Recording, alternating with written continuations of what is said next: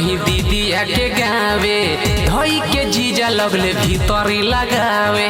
माई रे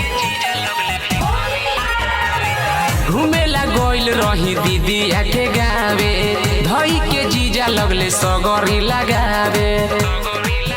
हमर मनवा भइल पानी पानी सखिया, पानी पानी सखिया, पानी पानी सखिया। जीजा झाँक ले ले, हो जीजा झाँक ले ले, आ जीजा झाँक ले ले हमरो चुहानी सखिया। उ त होलिया में कइले मन मानी सखिया।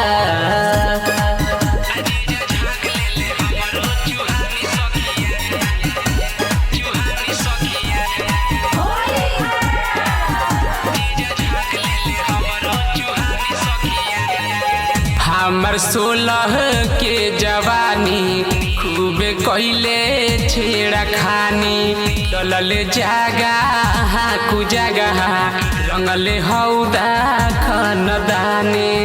अरे लिखो जगह ना छोड़ले सखी। हमर 16 के जवानी खूबे कइले छेड़ा खानी, डलले जगह कु जगह रंगले हौदा खनदानी। कैसे कही शरम के सुनो बतिया, दाएं बाएं तो रंगले दुनो छतिया। तो कही के लगैले दिल जानी सखिया, दिल जानी सखिया, दिल जानी सखिया। जीजा झाँक ले ले, हो जीजा झाँक ले ले, हाँ जीजा झाँक ले ले हमारो चुहानी सखिया। उ त होलिया में कइले मन मानी सखिया।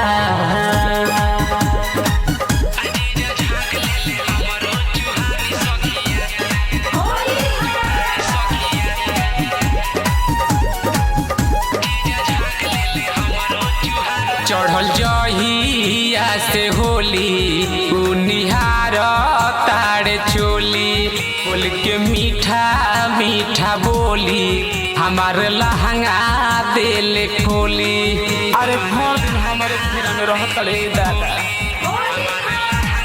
अरे कहाँ जाए रे।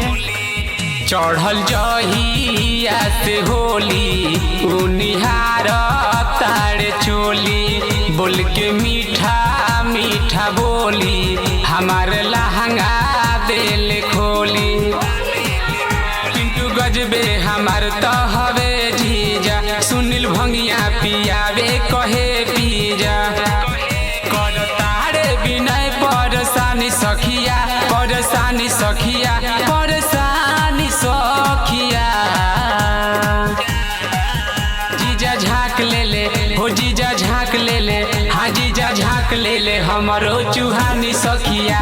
उ त होलिया में कइले मन मानी सखिया। जाना से दिल जीजा।